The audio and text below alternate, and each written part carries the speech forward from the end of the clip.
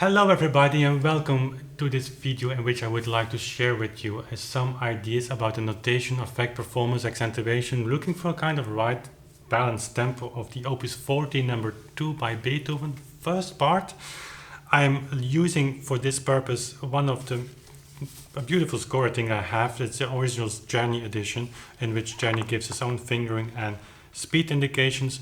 I'm not using that for performances or practice because I don't want to scribble my fingerings over Jenny. I would like to preserve the score as it is. Hopefully it lives longer than I do. So without further ado, let's dive into the content of this video and talk about how to find a right, again, quote-unquote, tempo for this piece. So first thing to look at is, of course, the bar meter. It's 2/4, it's not 4/4.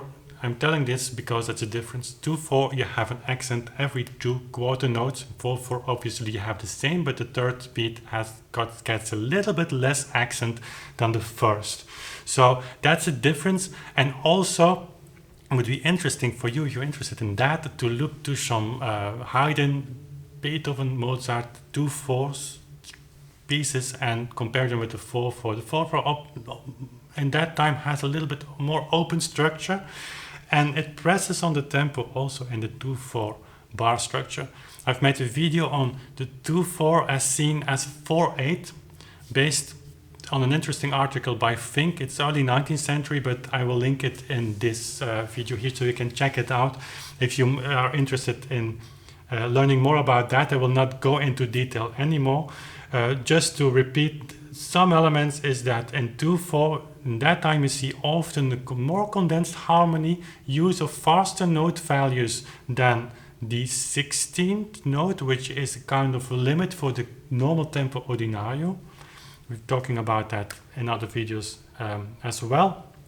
So if you start from the normal tempo ordinario, which is 60, that's the second, that's been documented a lot. It's not surprisingly 60 because if you're a piano teacher and you have young students, if you ask them just to play a piece, often they will go and play in just 60. Second is something very natural that feels very connected to our body system.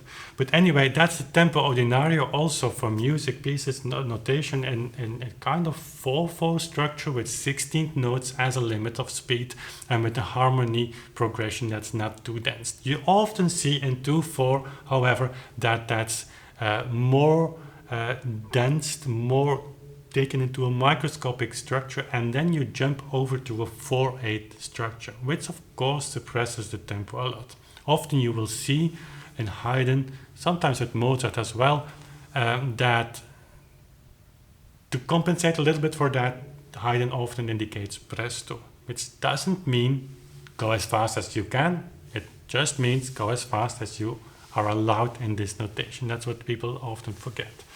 So here we have 2/4. Take in our back of our head that we might consider this as a 4/8. This is a kind of open structure, so harmony is not very dense, but we do have a lot of microscopic 16 things. I call it microscopic because you will not find it easily in a 4/4 structure. For instance, like in bar 1, 2, 3, 4, 5, you have this left hand entering on the second 16th note.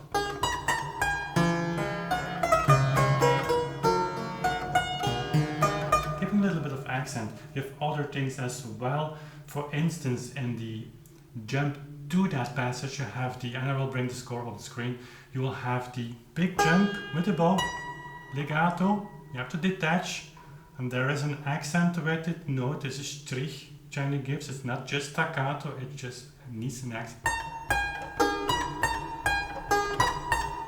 So that needs time.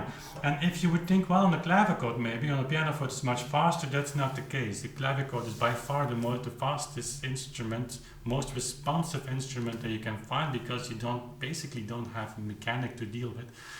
Even the early pianofortes, and in those times, of course, the action was quite different than in Mozart's time. The instruments were fast, but still you have to throw up your hammer, and the energy that comes is different than on the clavichord. So it doesn't work on the clavichord, it doesn't work on the pianoforte. It's speed, talking about speed. So you have other passages as well, but I would like to go to the theme of this piece because that's for me one of the key measures to decide on the tempo. So you have, that's of course you all know. You have an octave jump, then a jump to the A sharp, which goes to the B, and then all kind of tension. So, in order to render that cantabile, to give this cantabile on a keyboard, you need some time.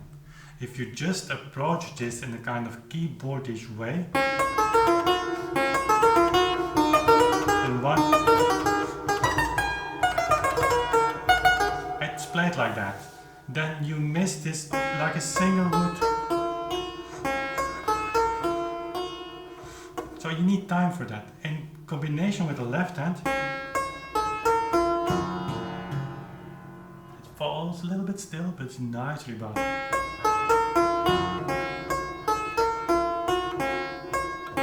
Of course, the wrist has to do a lot with it. I talk about that in the masterclass, which goes tomorrow. And for those of you watching this much later, that masterclass will go online as a regular video as well, so you can check that out if you want.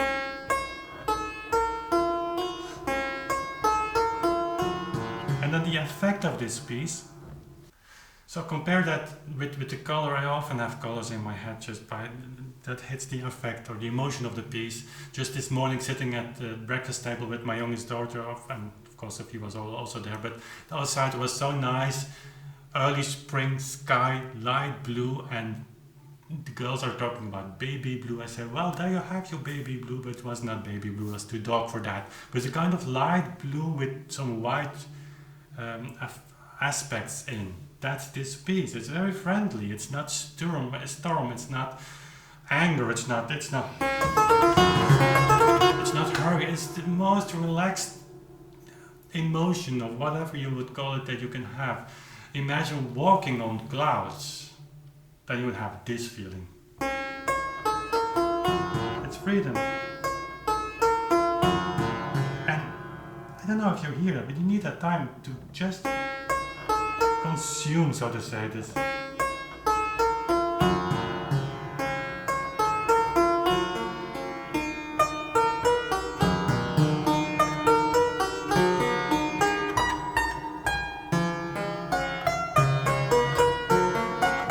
Some passages more later. And then you have 30-second notes here. It's a little bit out of tune, I'm sorry.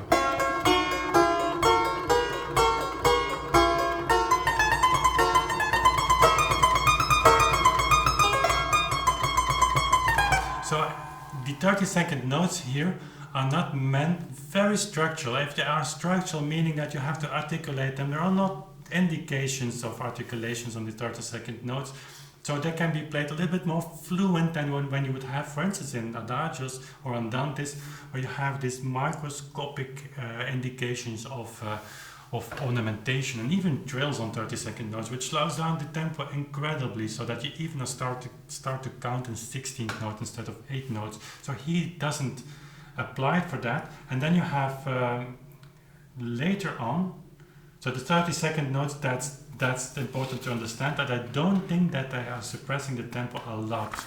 So, but there is one passage I would touch upon here, that's in the middle section. Very beautiful here in G minor. Also, we'll talk about that middle section starts the same theme in G minor. I mean, that's incredible.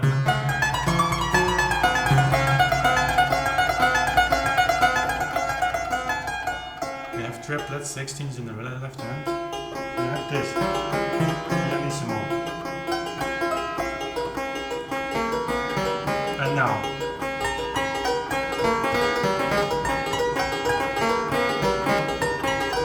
You have to be very concentrated with that.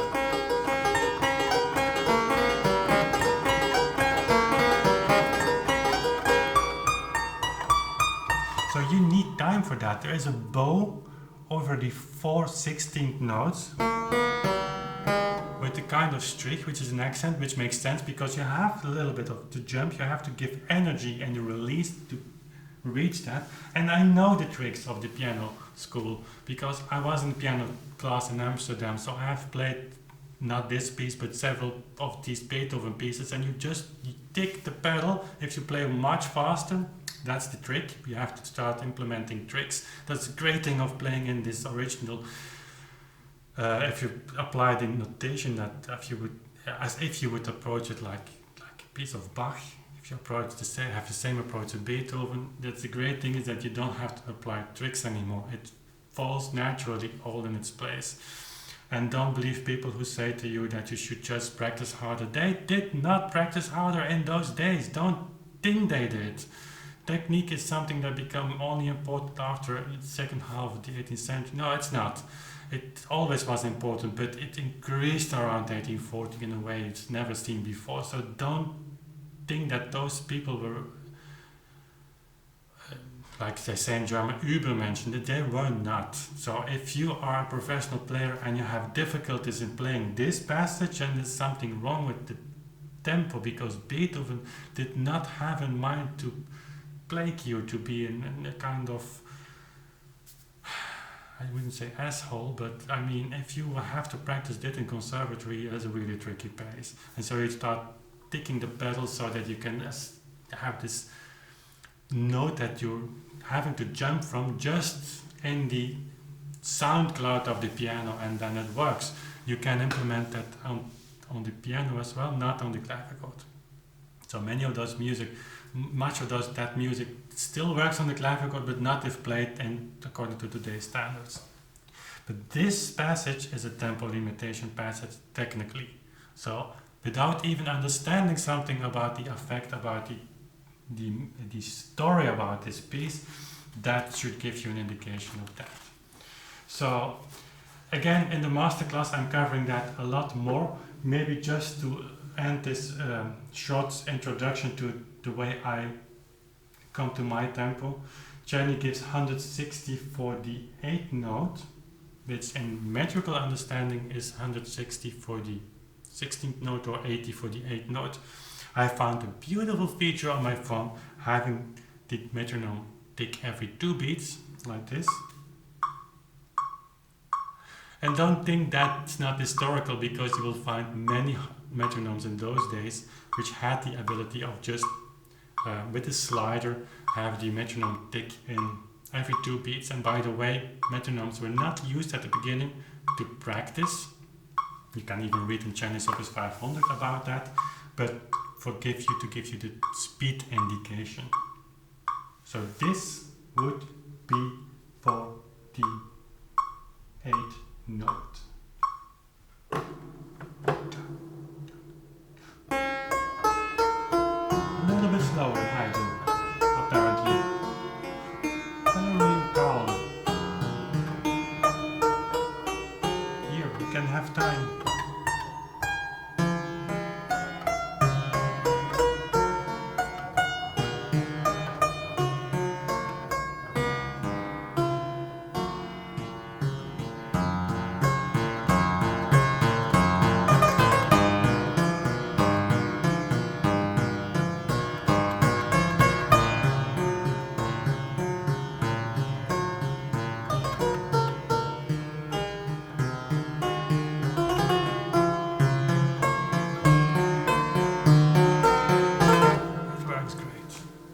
If you're not used to those tempi, it might be a kind of a shock.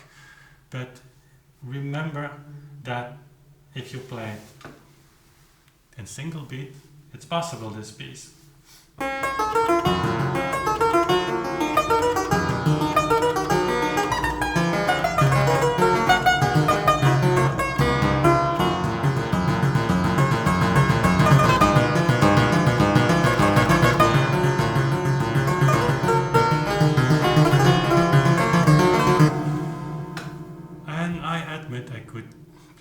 More beautiful, but for me there is no doubt about the fact that these metronome numbers should be taken metrically, and we're going to upgrade also our videos on that, because I think it's important. For me, notation is way more important, so I sometimes check, obviously out of curiosity, but I don't check all the time if I still within the range of Czerny's tempi, because that wouldn't make sense, would kill you as a musician.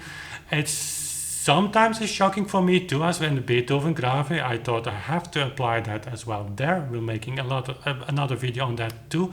And at the same time, and that's to close this video with, it's not easy, because sometimes, certainly in the Beethoven Grave, I read somewhere, well, it's kind of was very positively said to me, but is it not a kind of poor imagination if you would need to use those metronome numbers? But that's not the case. That's the name, of course, that people give to that, to metronome numbers, because we hate them. We cannot understand them. They are so incredibly fast. But if you apply that, for instance, to the Grave of the Pathétique, I can tell you, you need a lot of imagination to make that work, to not make the music stand still. But if it works great. But I'm not a slave of those metronome numbers. The notation is most important, and often, of course, that's something I cannot prove to you. Often, if I check later, I'm not far out of range of those Chinese modulus, even Beethoven metronome numbers in the metrical understanding. That's always has been the case for more than 20 years now, and I think it's time to cover that a little bit more. Okay. It's a little bit longer video. That's the nature of these tempo and movement videos, because you need to address a lot of things. There is another live session tomorrow, and I will link that when that's uploaded here in the video. If this is your first time, as always, I would love to have you subscribe. We have not only videos like this, but also performances, live streams, covering a wide range of performance things, doubting things, putting myself in doubt, and I'm certainly far from the one who claims to have the truth. But we're doing research, and as often said, that's free of charge if you are a musician, so let's embrace that and do it. So thank you for watching, staying this long with me, and I hope to see you in next video again. Bye!